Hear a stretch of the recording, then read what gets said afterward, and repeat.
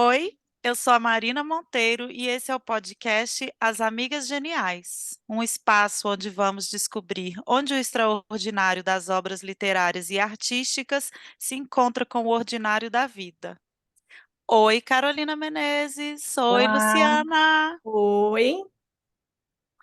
O nosso convidado genial de hoje é um paulistano que mais parece mineiro, de tão atento e observador. Por trás das lentes dos óculos possui um olhar penetrante, um certo quê de Clark Kent, assim, misterioso como Gustavo, personagem de seu livro. De poucas palavras, reflete e examina minuciosamente antes de fazer uso do seu vasto e certeiro vocábulo fonético. Na escrita, debruça sobre as palavras de maneira vigorosa e nada simples. Ele é mestre em escrita criativa pela Columbia University.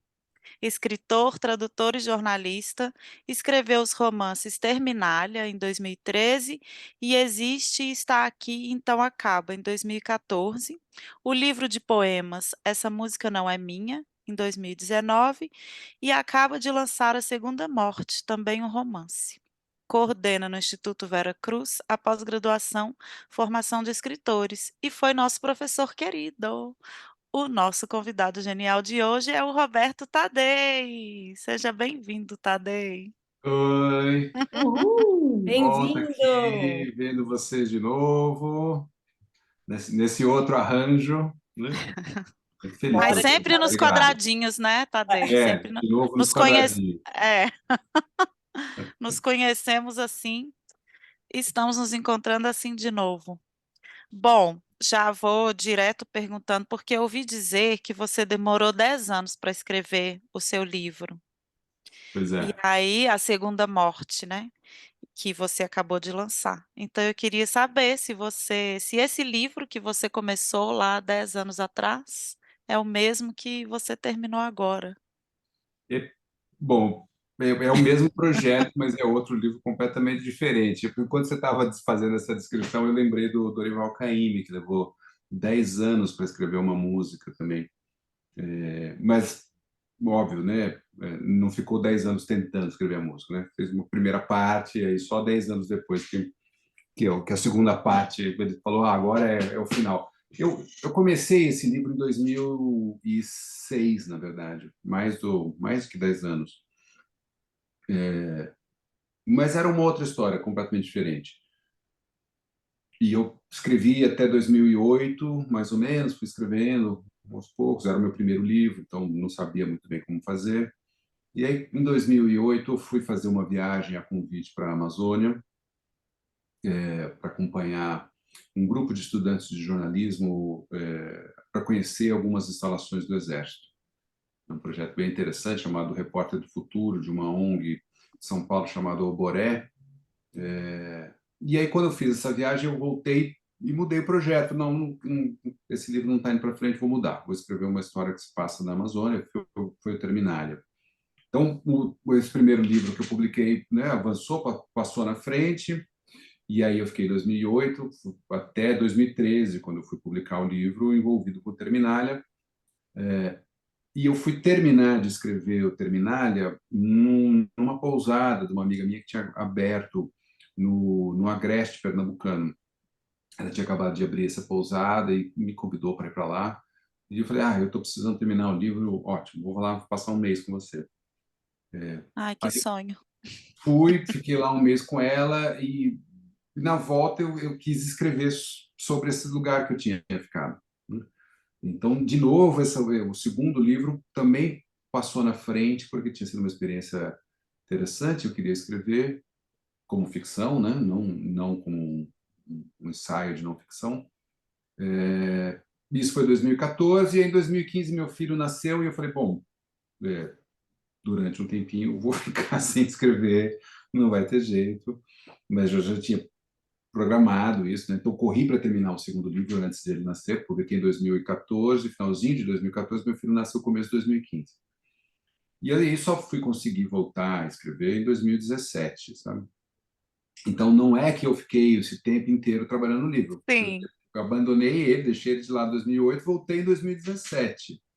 E aí quando eu voltei, nada do que eu tinha feito fazia sentido mais para mim, porque era uma história, enfim, de um sujeito que ia encontrar uma mulher, ia se apaixonar, enfim, aquelas histórias. E eu falei, bom, não é, e não me interessa mais escrever isso, né? Mas me interessava ainda o personagem, os dois personagens me interessavam, né? O Gustavo e a Bianca, esses personagens estavam desde o início, e me interessava muito o lugar. Eu queria explorar aquela região, a natureza e a relação dos personagens com aquela região. Não só com a natureza, ou seja, não só o espaço geográfico, mas também o espaço histórico e social, né? Uma vila de Uhum. pescadores, essas transformações do tempo, são questões que aparecem nos meus dois livros anteriores, né? Que é a ocupação do território brasileiro, como que essa ocupação se dá, como é a relação com as pessoas que já moravam, que já viviam ali, que ocuparam esses espaços antes. Isso sempre me foi foram questões importantes que eu queria prestar atenção, né? A hora que começava a construir o enredo, ou seja, começava a colocar esses personagens em movimento por esse espaço, eu sempre quis prestar atenção na relação com quem já estava lá, né? E evidentemente que a gente nunca tem assim todas essas informações disponíveis no Brasil. É um trabalho difícil, né, de levantar essas informações. Então, eu tive que fazer muita pesquisa para os três livros que eu escrevi, e sempre chegando em alguns momentos em que há um impasse. Olha, não tem mais informação do que isso. Essas informações só vão até essa data, né? Porque a partir desse momento, e geralmente isso é século XIX, ou já metade do século XIX, começo do século XX, que começa a ter essa preocupação por contar essas histórias, por mapear essas ocupações, né? Isso dessas regiões sobre as quais eu escrevi, né? Então, o É primeiro que são livro, regiões que são muito terra de ninguém até hoje, né? até hoje, até hoje. Então, Uhum. é terra de ninguém, mas não é, né? Enfim, alguém Isso, é, lógico. esteve lá. Então, o primeiro livro, Terminália, que eu escrevi se passa, a história, a maior parte do tempo se passa numa vila militar chamada Clevelândia do Norte, pertinho do Oiapoque. Hoje tem uma base ali dos batalhões de selva, né, que estão espalhados pela Amazônia inteira, e ali tem um para guardar a fronteira marítima do Brasil, né, bem na fronteira com a Guiana. E eu fui descobrir que tinha um livro sobre a história de Clevelândia do Norte, que tinha sido escrito por um padre a convite do exército. Não. E eu descobri isso assim, depois de muito, muito, muito pesquisar. E eu falei, bom, agora eu preciso achar esse livro. Onde está esse livro? Não achava, não existia nem na biblioteca do Exército esse livro. E nessa época eu estava fazendo mestrado lá nos Estados Unidos. E um dia, assim, por desencargo, eu falei, vou procurar na biblioteca aqui, mas só porque já tinha procurado em todos os lugares do Brasil e não achava o livro. Aí entrei no sistema de biblioteca e tinha um exemplar na biblioteca de Harvard. Nossa, o FBI roubou para eles. É. Aí, só que eu estava morando em Nova York e o exemplar estava em Harvard, né, em Boston. E aí a universidade que eu estava tinha um acordo com Harvard. Então eu simplesmente apertei um botão e o livro foi enviado para minha casa. Nossa. Ou seja, eu tinha dado uma volta enorme para conseguir um livro que eu não achei, eu só apertei um botão, o livro foi de Boston para Nova York, aí me avisaram, olha, o livro está aqui disponível. Aí eu fui lá, evidentemente, tirei uma cópia, eu tenho o livro até hoje, se alguém precisar desse livro, está aqui comigo, Queremos. eu tenho uma cópia. E enfim, não é nada demais, é um padre que, né, morou lá um tempo e fez as pesquisas, teve acesso aos documentos, então ele conta a formação desse território, que tinha sido uma colônia penal na época do Epitácio Pessoa. Então, os presos políticos eram enviados para essa região. Enfim, a partir dessas pesquisas, né, e depois eu fui fazer essas pesquisas também no Agreste Pernambucano, e agora esse o Segunda Morte, que eu lancei agora, que se passa numa vila de pescadores no litoral, é o único dos três livros em que eu não nomeio a cidade. Eu não Ah, digo eu nem ia da perguntar onde isso. o personagem sai, nem para onde ele vai. É. Nos dois anteriores eu nomeei, Mas depois eu comecei a ficar meio incomodado, assim, porque um pouco incomodado com os moradores, sabe, dessas cidades. Uhum. Não é sobre eles que eu estou escrevendo, né? Não é um livro de não ficção, é um livro de ficção, então não preciso ficar nomeando a cidade. Mas as pesquisas são importantes, né? Então fui fazer essa pesquisa no Agreste, fui fazer essa pesquisa agora também no litoral. Eu encontrei uma enciclopédia caiçara de 5 volumes, que é um projeto incrível, assim, com todas as informações. Mas geralmente você tem informações sobre as vilas de pescadores do litoral de São Paulo que se desenvolveram em cidades, né? Então você vai ter informações sobre desde o litoral sul, o litoral norte, vai ter de Ubatuba, você vai ter de São Sebastião, de Caraguatatuba, né? Ou depois lá Mongaguá, tal. Mas as pequenas vilas que ainda existem hoje, quase você não tem informação. Então, a verdade, esse o seu primeiro livro é o último que você lançou, né? Você Primeiro é o último que eu lancei. você E agora todo um problema, que agora tem que escrever um, né? Porque enquanto eu tinha esse primeiro que estava parado, né, eu podia escrever os outros sabendo que eu podia voltar para esse primeiro projeto. Agora tem que começar um outro. Mas já comecei, né? Vamos ver onde Maravilha, ele vai parar. que bom. Mas eu respondi a tua pergunta, eu já nem lembro a tua pergunta. respondeu. A minha Respondeu. pergunta era esses 10 anos, né, já entendi. Uns 10 anos, é É a isso. vida que vai passando por cima, são Sim. pesquisas, né, tempo de pesquisa. E aí quando eu Aí voltei, você deixou a gente aliviado, que a gente cada livro tem seu tempo, né? cada livro tem seu tempo, isso é uma coisa que eu aprendi, assim, o segundo livro não é mais fácil que o primeiro, é um desafio diferente. Esse, para eu escrever, eu entendi que eu precisava escrever um diário junto, Uhum. diário de escrita mesmo, né? Onde eu ia jogar as questões que eu estava enfrentando, para não deixar essas questões contaminarem o livro, né? Então, eu fiz um diário de escrita e um Que legal. romance Uma paralelo, peneira, né? Uma peneira para uma separar. peneira. Então, assim, escrevi Legal. muito, foram muitas, muitas, muitas páginas para virar um livro Uhum. curtinho. Beleza. O Maravilha. sumo do sumo do sumo espremido, tá? Muito bom. Roberto, o seu livro Sim. fala muito sobre a devastação do poder masculino, da fragilidade desse eu masculino, da Uhum. finitude da vida, né? A começar pelo próprio título, Segunda Morte. E aí eu fiquei pensando, a gente não existe essa experiência de morte. Por definição, experimentar algo que a gente faz enquanto a gente vive, né? A gente experimenta assim uma doença que vai dando essa noção do que é a finitude. Então, a Uhum. minha pergunta é: o que seria vivenciar essa experiência da morte para o personagem do livro? Uhum. Tem uma música do Gil linda, né? Que ele fala: não tenho medo da morte, porque a morte já é, né? Já é o outro lado, né? Tenho medo de morrer, morrer sim, porque morrer ainda é aqui, né? A morte já Ai, olha só.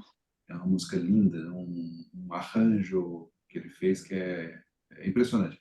Me fugiu o nome da música agora, mas daqui a pouco vem. Eu, como eu falei, né, no começo ali era uma história de amor que eu queria escrever. Quando eu voltei já não era mais uma história de amor. Talvez porque de 2006 para 2017 muita coisa tenha mudado, não só na minha vida, mas também nas nossas percepções com relação a as histórias possíveis, principalmente as histórias masculinas, né, no mundo. Não fazia muito mais sentido para mim escrever uma história em que esse personagem masculino velho encontraria uma espécie de redenção pelo amor, né? E principalmente uma redenção pelo amor com uma outra mulher também mais velha, né? Isso já não fazia sentido para mim, mas eu queria que eles ficassem juntos de alguma maneira, né? Eu queria que esses dois personagens ficassem juntos, mas não era mais uma redenção, não era um encontro redentor para nenhum dos dois, né? E o primeiro movimento que eu fiz foi de carregar um pouco no peso desse personagem como um personagem é, nada exemplar, né? Um personagem ou o típico masculino, enfim, que tinha cometido uma série de atrocidades ao longo da sua existência, né? Um personagem homem, branco, hétero, cis.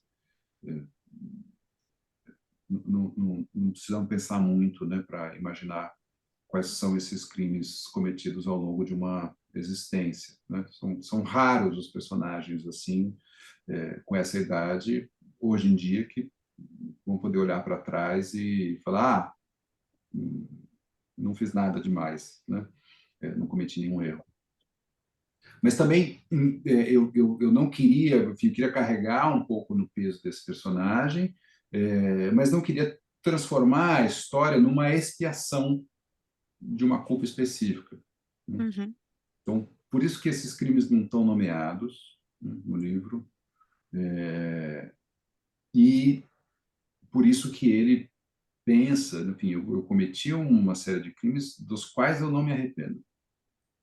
Uhum. Ou seja, eu Sim. sei que são crimes, mas eu não me arrependo. Eu não queria que ele tivesse uma experiência de redenção, nem de expiação e nem de transcendência. Ou seja,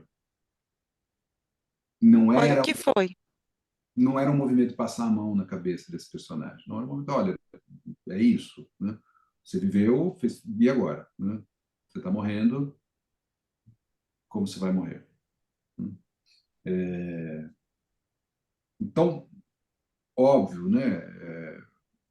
Eu tenho um amigo meu que leu o livro e me disse uma coisa muito bonita que eu gostei de ouvir, que ele falou assim: olha, todo livro de ficção já é um sonho, né? É como se você criasse um sonho possível, né? Então, a gente inventa um mundo que é quase um mundo que a gente gostaria, né? De experimentar coisas, de antecipar, né? De experimentar essas conjecturas, né? E os e se's. E isso acabou ressoando bem para mim depois, quando ele comentou isso a partir da leitura do livro, porque eu percebi que no processo de escrita teve muito disso, assim, de eu investigar, né, ficcionalmente, a vida desse sujeito, né, como se eu tivesse quase como uma ficção especulativa, digamos assim, né, especulativa no sentido de, isso é possível, né, esse final de vida é possível, né, mas também abrindo espaço para surpresas no sentido de que ele tentou controlar a vida dele o tempo inteiro, né? Até este momento ele não controla a morte como ninguém, né? Controla, e ele vai talvez aprendendo algumas coisas, né? Ao entender que a morte não chega no ritmo que ele espera, né?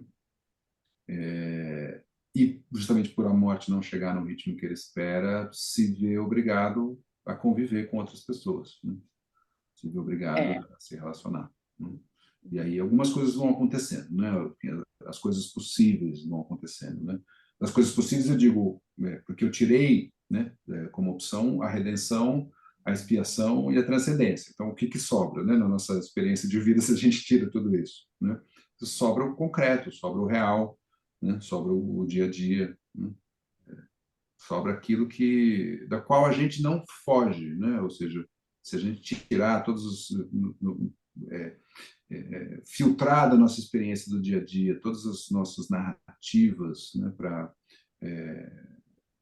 tornar o nosso dia mais fácil, né, ou mais nos dar algum mecanismos ou caminhos, né, para criar crenças e motivações, etc. Se a gente tirar tudo isso, sobra um concreto, sobra o dia a dia, sobra a louça na pia, né, sobra O cotidiano, o O ordinário. ordinário.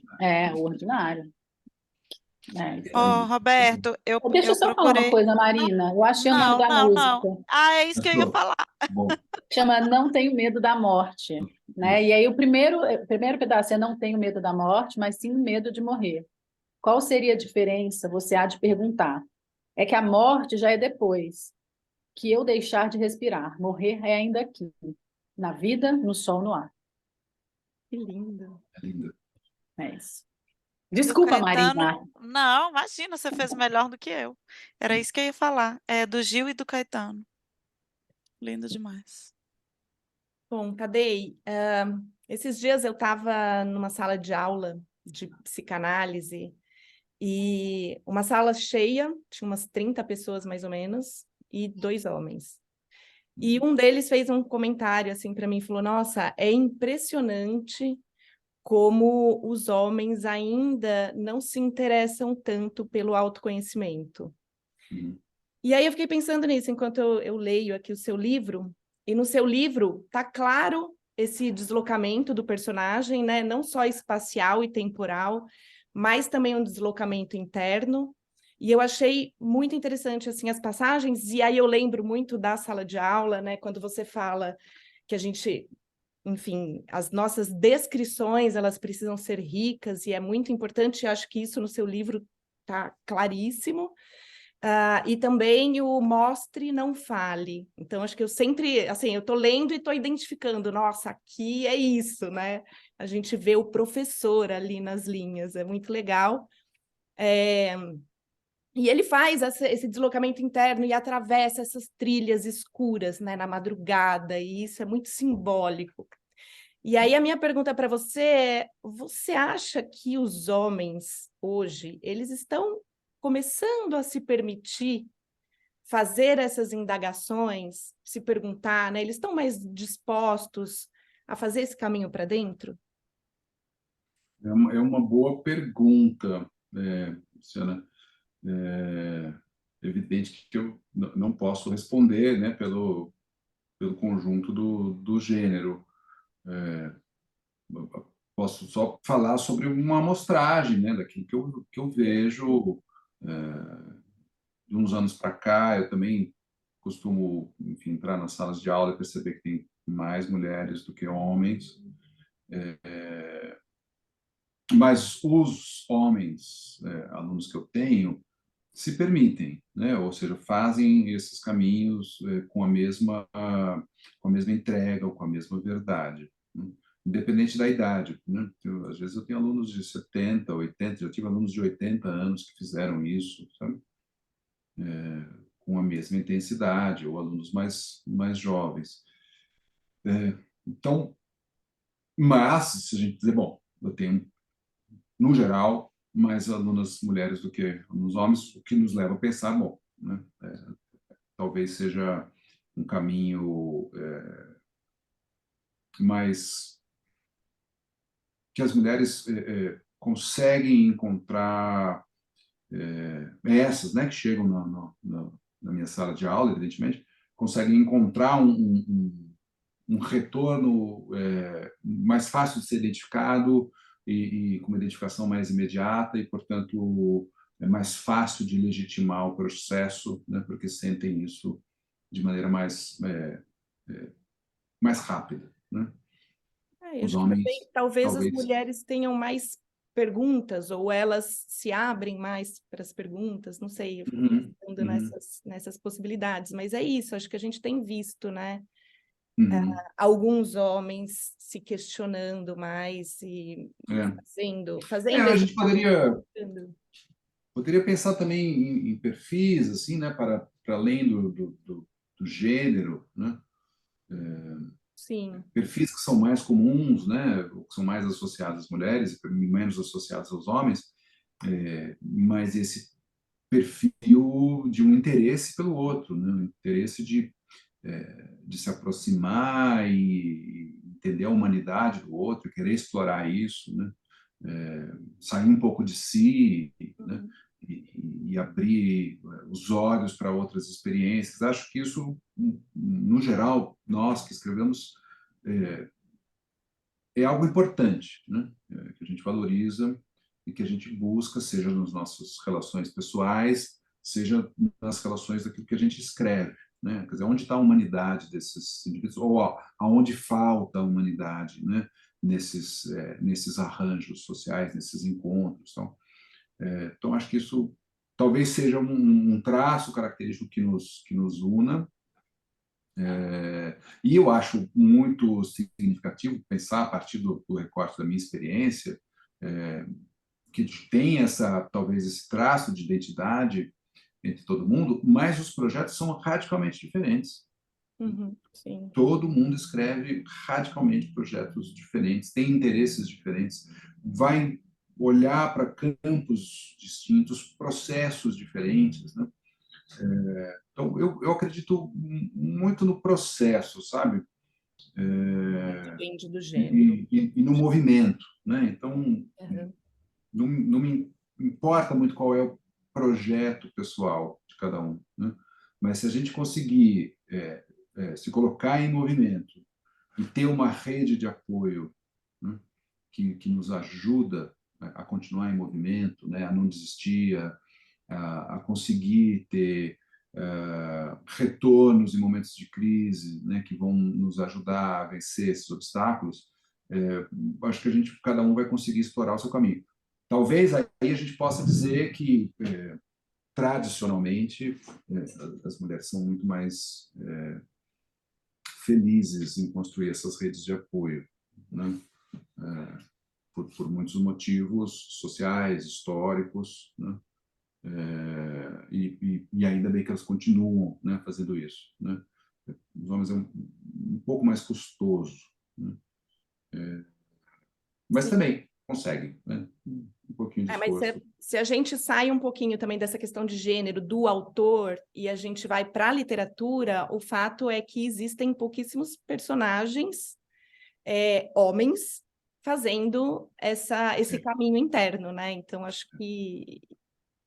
Mas veja, a gente pode pensar isso de um jeito, assim, né, historicamente, né? A gente tem muitos e muitos e muitos e muitos livros de personagens masculinos em busca de sua identidade, né?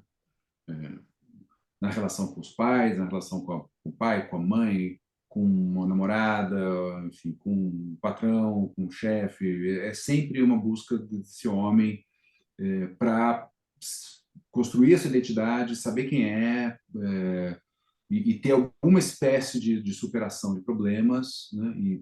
E afirmar-se, portanto, no mundo. E, geralmente, né, essas narrativas são de homens brancos, né, que a gente viu ao longo de séculos e séculos e séculos. Mais recentemente, a gente começa a dizer, olha, cansamos dessas histórias, porque não tem muito para onde ir, né? Não tem muito para onde ir e é preciso fazer uma revisão, porque boa parte dessas histórias de busca de identidade se dá às custas, né, dos outros, Uhum, sim. que não puderam fazer esse mesmo percurso porque, né, esses homens estavam sempre pisando nas suas cabeças, né? Sim. Então, a gente começa a ver que tem muitas outras histórias também de identidade, de superação, né, que a gente não tinha prestado atenção e que agora são as histórias mais interessantes de serem lidas, são as histórias mais ricas, né? As histórias de identidade de gênero, identidade de orientação sexual, de identidade racial. Todas essas histórias são muito mais interessantes de serem lidas. Com Sim. Porque, certeza, porque de é fato o tem mundo, né? alguma coisa viva ali acontecendo, né? Não tem mais um homem branco adulto em crise, né? Tem alguma coisa acontecendo. Então, talvez, né, para esse personagem masculino, né, branco, adulto, reste pouco, né? Não tenha mais muita coisa para ele buscar em termos de identidade, né? Porque essa identidade já está dada, né? Já de partida, né? Não, e já teve muito tempo e espaço, né? Já tá bom. Pois é, mas ao mesmo tempo a gente tem que pensar, esse sujeito ainda vive, né? Sim. Assim como os outros personagens, né, também viviam antes, né?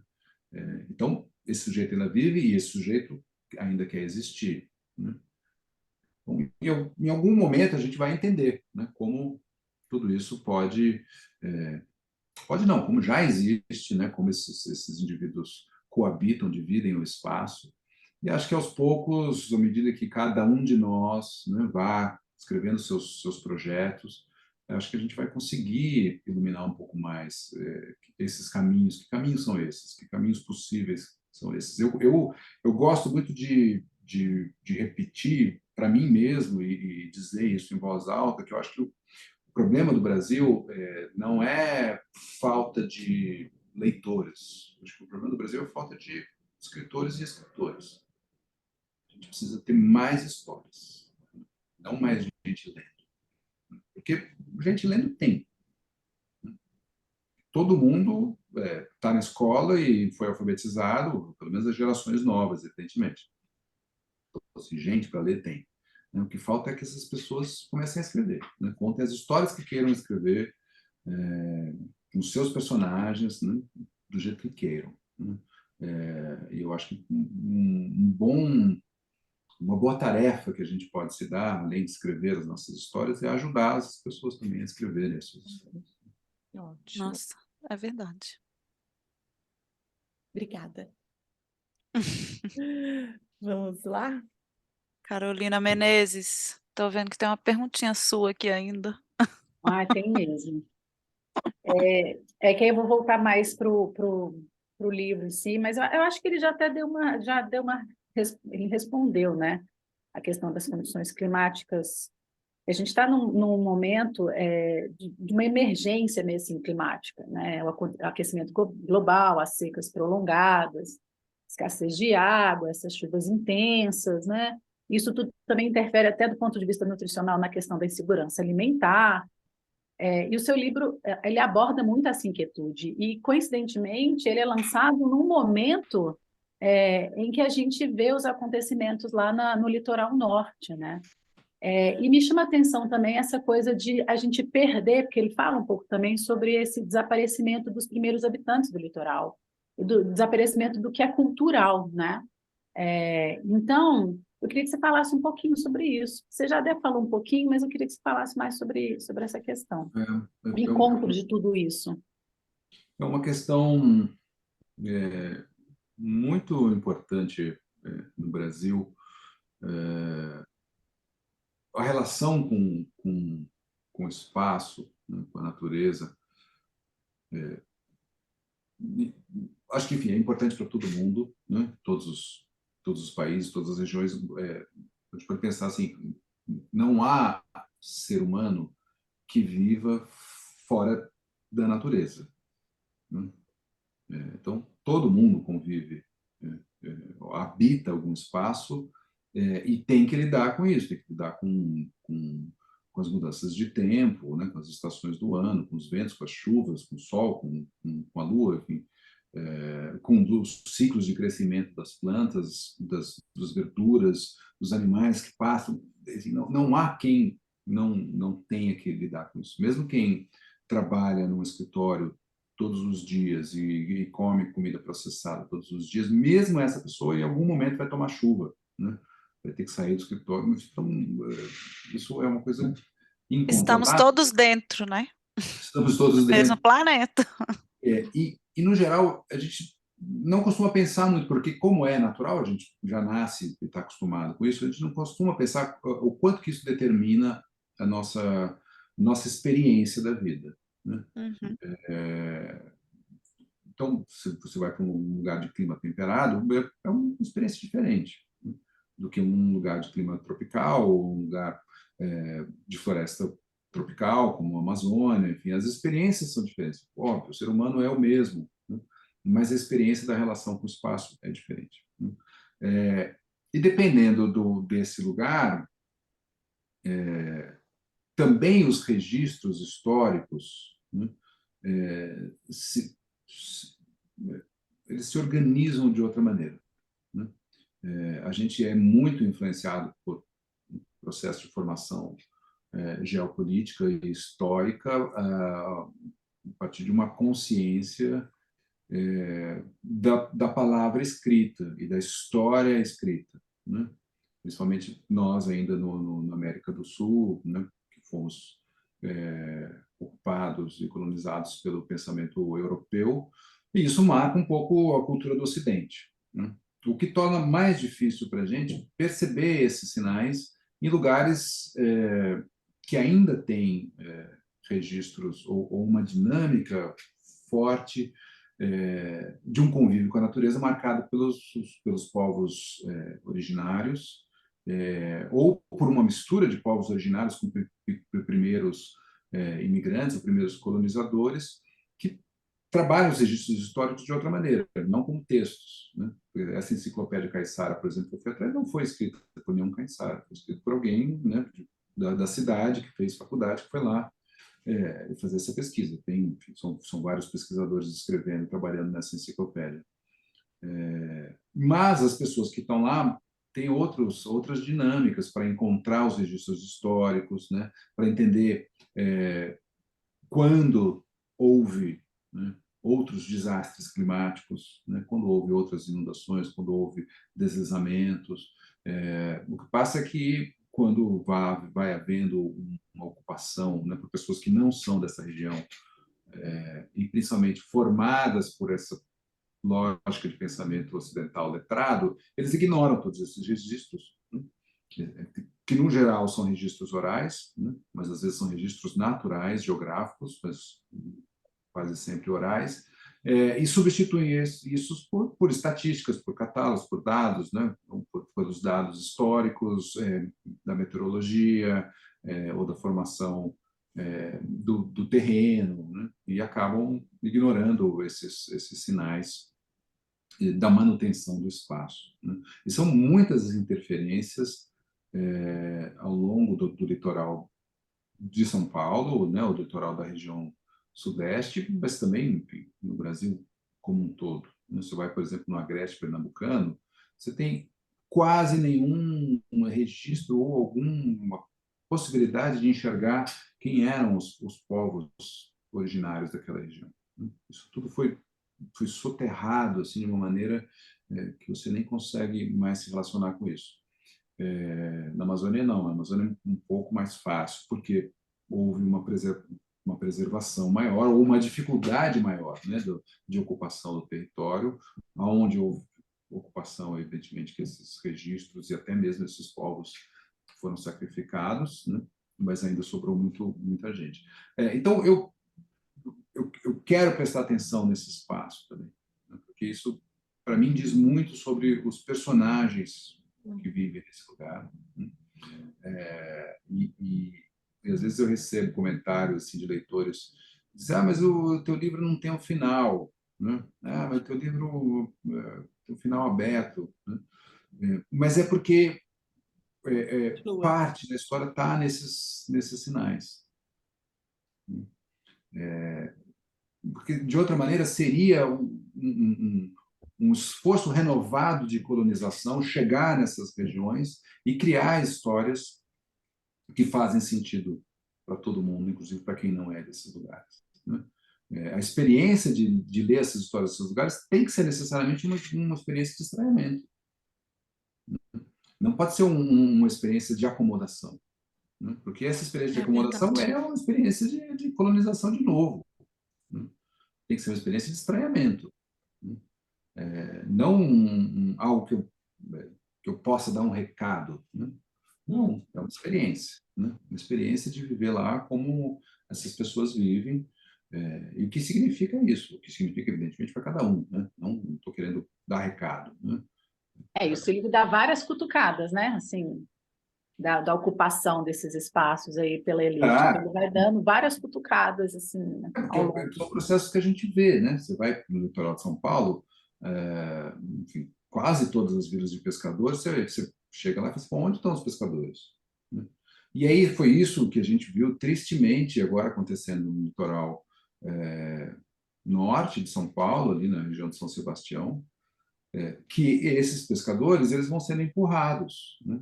Porque as pessoas que descem, né, da cidade, ou enfim, que compram casas de veraneio, que querem morar ali na beira da praia, tem essa especulação imobiliária, né, a gentrificação, o preço do metro quadrado sobe muito e a vida se torna muito cara, né, para as pessoas que moram lá e que vivem, né, lá o ano inteiro, e elas vão sendo empurradas. Então você não vê os pescadores, né?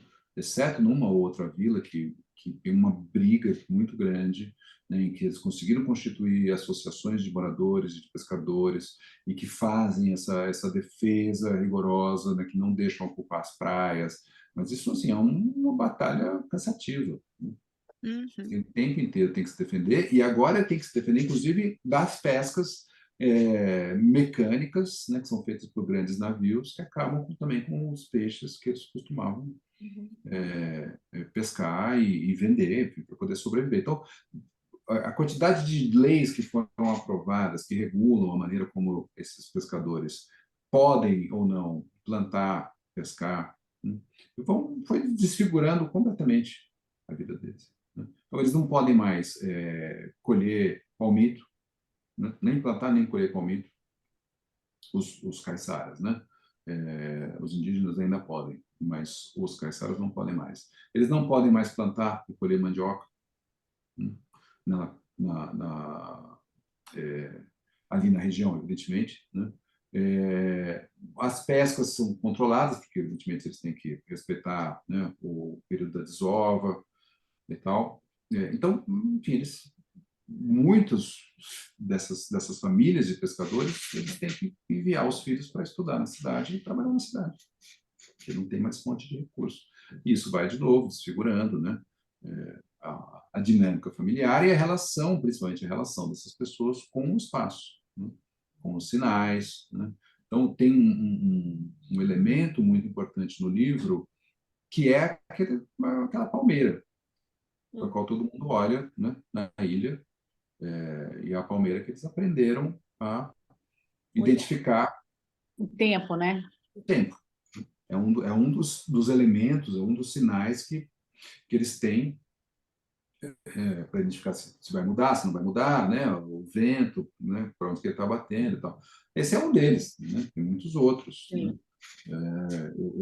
Meu irmão fez uma pesquisa um tempo com os profetas da chuva no Ceará, uma pesquisa interessantíssima, assim, que cada profeta eles têm uma reunião anual, uma espécie de congresso em que eles se reúnem todos e cada um traz a sua leitura do ambiente, para fazer prognósticos de quando eles acham que vai chover e em que quantidade, né, para poder Nossa, que determinar legal. no estado, né, quando que eles devem plantar e qual semente deve ser plantada em qual região. Então, um vai olhar, por exemplo, o movimento das formigas, né? As formigas saíram daqui, fizeram seus formigueiros ali, em tal data. Outro vai olhar para uma flor que abriu, tal, ou uma fruta, né? E isso foi, ao longo dos anos, se tornando tão consistente que hoje o estado do Ceará participa dessas reuniões para poder definir o regime de fornecimento de águas a partir do controle dos açudes, enfim, qual região vai receber mais água, como que eles têm que fazer o armazenamento, pensando nisso, né? Que com frequência eles acertam mais do que a meteorologia, por exemplo. E isso são coisas que a gente vai perdendo, né? Vai perdendo em parte porque desconhece, né? Porque ninguém leva muito a sério, né, esse conhecimento natural. Eu me lembro, por exemplo, quando eu fui para São Gabriel da Cachoeira, eu entrei numa associação de nações indígenas e tinha na parede um calendário que evidentemente alguém fez, né, que eles chamavam de calendário tucano de plantação. E é um calendário brilhante, eram 3 círculos e os círculos se mexiam independente uns do outro, né? E no círculo de fora assim tinha árvores, no do meio tinha animais e no do centro as sementes. E você tinha que girar para chegar numa consonância. Então, quando a árvore tal estivesse florindo e o animal tal estivesse procriando, ou enfim, alguma outra situação, era o momento de você plantar tal semente. E aí você tinha em todas as sementes da região, as suas principais plantas e bichos, E um calendário que, portanto, não segue o calendário que se usa, por exemplo, na plantação comercial, que é, bom, maio é o mês de plantar tal coisa, né? Junho é o mês de colher não sei tal coisa, né? Que segue todo ano o mesmo calendário, e aí o pessoal fica sofrendo, não tem chuva, né? Queimou a plantação, perdemos tudo, né? Porque não tem esses sinais, né? Que é um outro tipo de relação, evidentemente, com a natureza, né? E eu lembro de ver esse calendário e falei, isso é muito genial. É muito genial e, ao mesmo tempo, tão frágil. Isso pode ser destruído. Uhum. Uma pessoa que joga aquele calendário no lixo, pronto. Vai levar 5.000 anos para conseguir fazer aquilo de novo. Porque Eu já queria.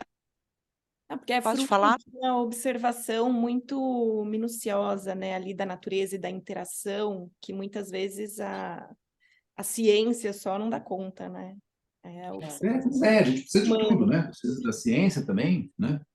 Precisa de tudo, todo mundo trabalhando juntos, né? Sim. Mas a nossa dinâmica do dia a dia é um pouco contrária, né? A esses movimentos, né? A gente tem cada vez menos tempo, né? Porque isso demanda tempo, né? Um tempo de observação. Uhum. O método científico, né, Carol, é uma coisa fantástica, né? Que fez com que a gente avançasse assim muito no entendimento de muitos fenômenos, mas ao mesmo tempo isso, tudo aquilo que não pode ser mapeado, ou que não pode ser decupado, né, dentro do método científico, acaba Uhum. sendo descartado, né? Como, por exemplo, esses profetas da chuva. Né? Como é que eu vou levar a sério o sujeito que me diz que vai chover em junho porque ele viu as formigas saindo de um lugar e fazendo formigueira em outro? Bom, Eu achei isso incrível. você pode não levar a sério, mas toda vez que ele fala que vai acontecer, acontece. Agora, outra coisa é descobrir por quê, né? Essa semana mesmo eu estava lendo uma matéria que eu desconhecia, isso não tinha essa informação, que saiu no jornal, de que eu acho que 98 ou 96% do DNA humano é desconhecido, né? Assim, ninguém sabe para que serve. Acabaram, né, o mapeamento do genoma humano, então já tem um mapeamento completo, mas a gente só sabe para que serve 4%. O resto, ninguém sabe. Né? E assim como a gente também não sabe o que é a matéria escura do universo, que é 98, 99% do universo. Então, assim, partindo desse pressuposto, né, de que tem tantas coisas que a gente não sabe, né, talvez seja um pouco mais fácil, né, de a gente se permitir prestar atenção, né, não criar grandes teorias, porque hoje em dia também isso é um risco, né, das teorias falsas, né, das grandes teorias que se criam a partir do nada, mas prestar atenção, né, tá à nossa volta. Agora, com essa notícia do DNA, eu estou entendendo, deve ser por isso que a gente, como humanidade, faz tanta merda, né? A gente ainda, até hoje, não descobriu a que veio. Pois é, pois é. Eu Eu não queria, sabia, né, porque quando a gente pensa, o mapeamento do genoma é isso, agora sabe-se tudo, né? eu queria aproveitar esse assunto para emendar nos nossos quadros, né? O nosso primeiro quadro é Que porra é essa? E a gente está falando dessa questão ambiental, né? E a Amazônia fechou esse trimestre com o segundo pior desmatamento desde 2008, né? E acho que a gente já falou o suficiente, né? Acho que a gente já entendeu, assim, Tá. que E a gente precisa usar o pouquinho que a gente conhece do DNA para fazer coisas inteligentes, né? Porque estamos é, todos dentro, precisamos preservar, né? enfim, um desastre muito, muito grande, né, vê que esse desmatamento continua porque as terras são desmatadas e elas perdem rapidamente os seus nutrientes, enfim, as pessoas abandonam essas terras, vão desmatar outras. Por mais que haja um controle global, né, da produção de móveis, as madeiras continuam sendo exportadas legalmente, continuam, né, virando móveis, sendo usadas ao redor do mundo e, enfim, é difícil. É uma tragédia que vai levando a outra, né? É, Tem o é. excesso de a pecuária, né? O excesso de destruição também para virar pasto para gado, né? Criação de gado, E a mineração, né? questão, Mineração, mineração, é tudo. Então, viu aquela precisa uma reportagem? mudança no nosso comportamento, no nosso estilo de vida, né? No todo o nosso consumo alimentar, é, é, é, todo o nosso tipo de consumo, nosso estilo de vida mesmo precisa mudar para a gente poder conseguir diminuir. É, sabe que eu tenho dúvida com relação a isso, mas eu não sei, eu não sou um pesquisador dessa área, é só uma dúvida mesmo. Eu tenho receio de que, é, se toda a população global mudasse seu estilo de vida, ainda assim não seria suficiente. E talvez a mudança tivesse que ser muito mais radical do que todos nós estamos dispostos a fazer. Concordo. Muito mais radical. Então, eu tenho a impressão de que há uma expectativa global, né, de que a saída venha muito mais do desenvolvimento tecnológico, né, de retirar carbono da atmosfera, ou de recuperar solos, de despoluir rios, né, do que necessariamente de uma mudança de vida. Mas o tempo está acabando, né? A gente não tem mais muito tempo, esses desastres climáticos vão ficar cada vez mais frequentes, né? E tem uma desigualdade, né, muito grande no efeito, né, quem primeiro sente esses efeitos, né? Talvez, eventualmente, em algum momento vai chegar para todos, mas neste começo, principalmente para quem, enquanto estamos despreparados para isso, quem sofre mais são essas pessoas que vêm sofrendo, né, essas classes Uhum. sociais que já vêm sofrendo há muito tempo, né? Então, não sei, eu fico um pouco... Eu também tenho esse questionamento comigo. Eu É, acho que a mudança virá mais do desenvolvimento tecnológico mesmo, do que do próprio ser humano, cada um individualmente mudando seu é, estilo de vida. eu fico Mas pensando eu também questiono essa questão do tempo, né? é, Será que a gente tem tempo para isso, né? Uhum. eu fico sempre pensando se a gente vai ter uma outra experiência malthusiana, né? Não sei se vocês lembram disso, da questão do Malthus, né? Que diz que a humanidade ia acabar porque não tinha mais como plantar comida, alimento suficiente, né? E aí houve uma mudança tecnológica que, né, permitiu, né, o cultivo e a colheita de alimentos que tornou possível, né, a população, né, europeia primeiro, mas depois mundial, crescer muito. Eu não sei se a gente está vivendo um outro momento desse, né, de um alarme muito grande, assim, ó, vai acabar, né, não tem jeito, não tem uma solução.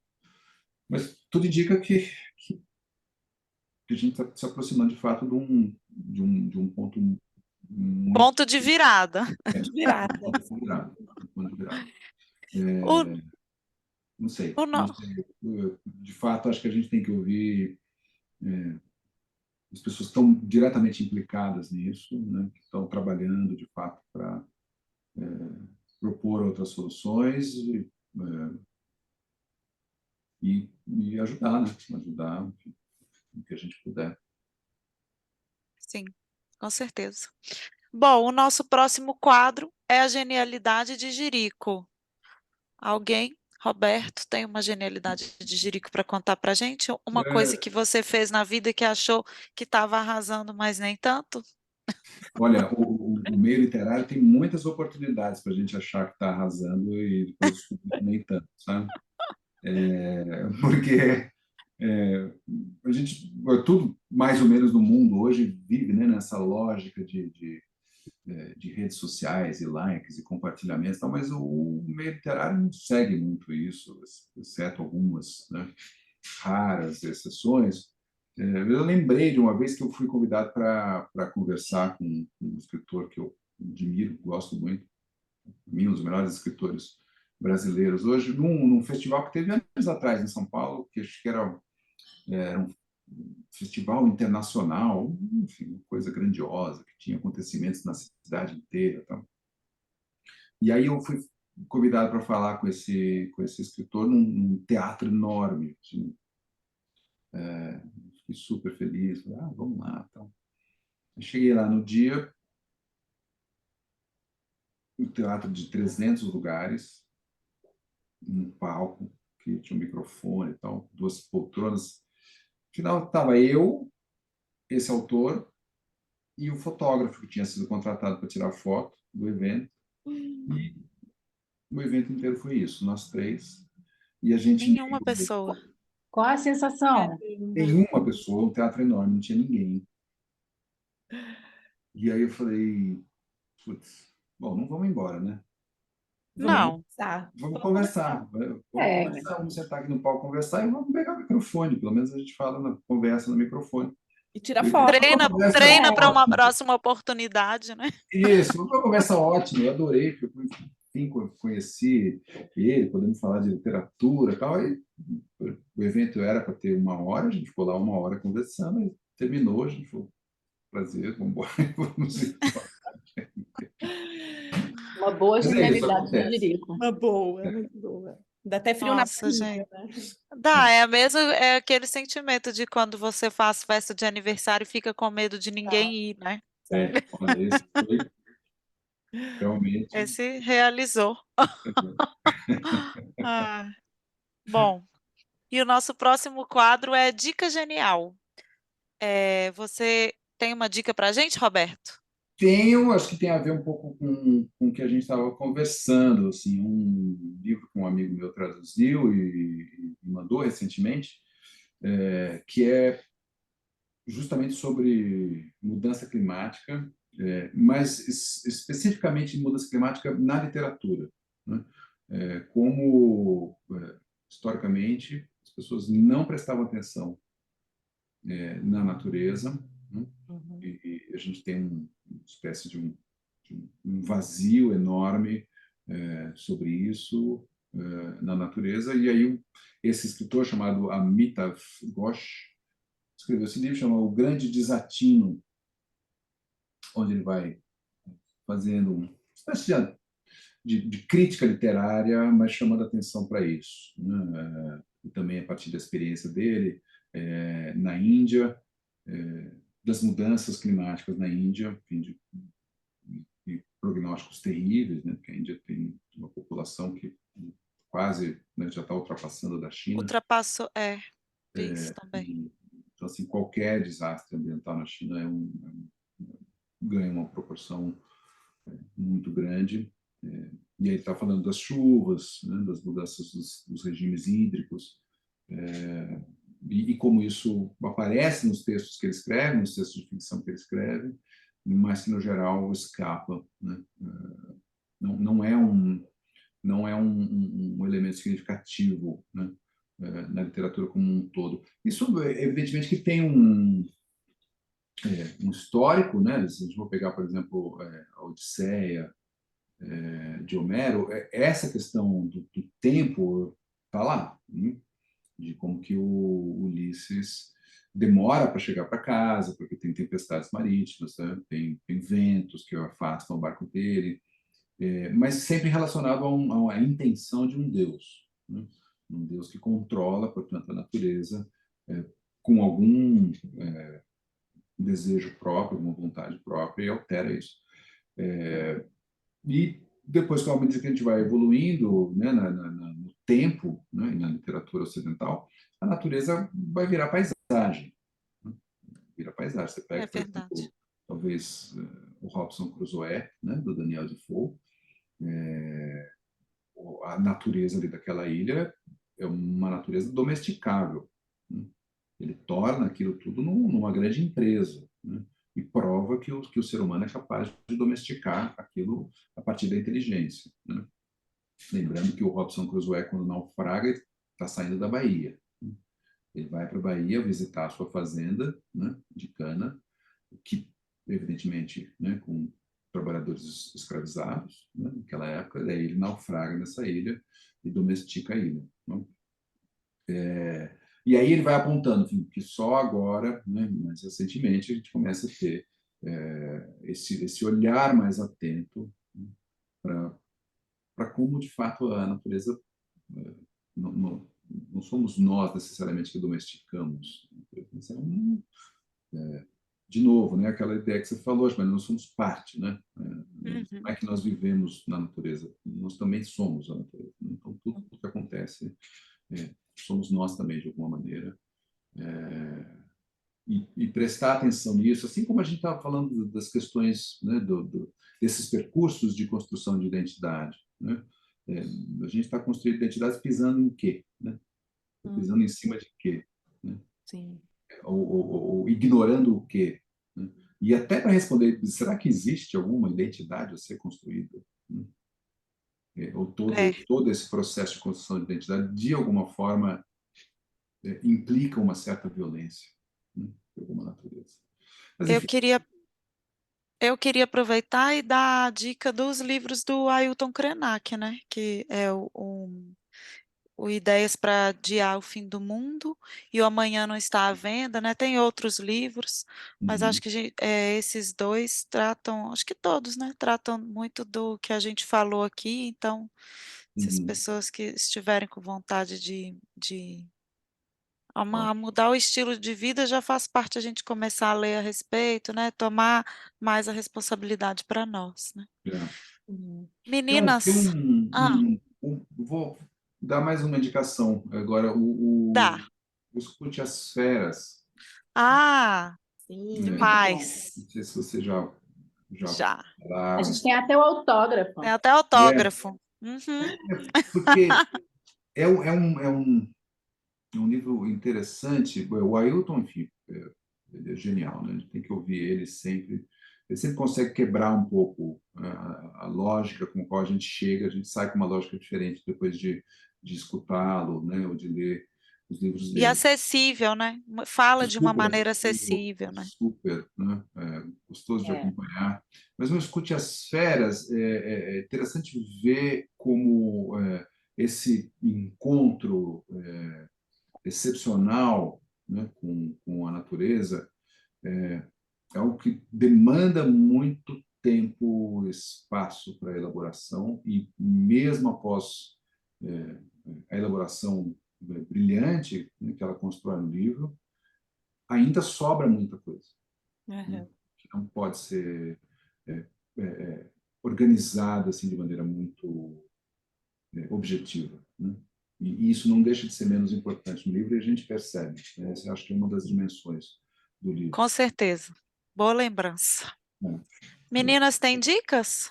Eu vou puxar aqui, eu lembrei enquanto a gente estava discutindo, né, sobre essa desconstrução masculina, eu ia falar uma outra dica, agora eu mudei, né, dessa coisa de olhar para dentro do homem, e eu lembrei do livro do Confissões de uma Máscara, do Mishima, porque ele vai tratar também dessa questão de quem ele é, né? Acho que ele escreveu esse livro em 1900, eu até dei uma colada aqui, 1949, e ele é um homem que não sabe ainda quem ele é, o que ele quer, né? Então ele vai retratar muito essa questão numa época que não se podia, e um homem asiático, né? Que é mais ainda um modelo de cultura que impede ainda do homem ser e sentir o que ele quer sentir, né? Aí eu lembrei desse livro. Boa. Massa. Lu, tem Bom, dicas? a minha dica é uma série da Netflix chamada Machos Alfa, que traz a história de 4 homens que estão num processo de desconstrução das suas identidades, né? Então, cada um vivendo ali uma separação, o outro a mulher que quer abrir o casamento, o outro que a filha arranja os encontros para ele pelo Tinder. Então, é uma série muito divertida, muito engraçada e que trata esse tema da desconstrução do masculino. Então, eu queria deixar essa dica. Massa. Então é isso, gente. A gente agradece muito a sua presença, Roberto. Adorei, adorei. Foi Obrigada. Obrigado. muito A dica, bom Marina, a conversar com dica do você. livro, né? A Ah, dica do é livro. lógico, né? Roberto Tadei, A Segunda Morte, óbvio. Ah, Todos, adorei. todos Obrigado, os viu? livros. Roberto, e se alguém que tiver agora te ouviu, conversou com você, vão ter milhares de fãs? Onde que eles te encontram? Elas te encontram? Olha, eu já tive site, enfim, já fui mais ativo nas redes. É, hoje em dia eu diminuí, só tenho uma conta no Instagram, que eu nem uso tanto assim, mas acho importante manter, porque é um canal, né, fácil de receber mensagens, de poder conversar, enfim. Então, eu diria que por ali, pelo Instagram, meu nome é Roberto Tadei. Roberto Tadei, com 2 Ds. É um caminho fácil. Eu cancelei minha conta no Twitter depois que o Elon Musk comprou o Twitter, então também nem Twitter tenho mais. Ingirizou, como diz o pessoal do João Monlevade, ingirizou, né? Ingiro. Bom, gente, esse foi mais um episódio do podcast As Amigas Geniais. O roteiro é da Marina Monteiro, com a colaboração das minhas amigas geniais, Carolina Menezes, Lua Lopes e Carolina Delboni.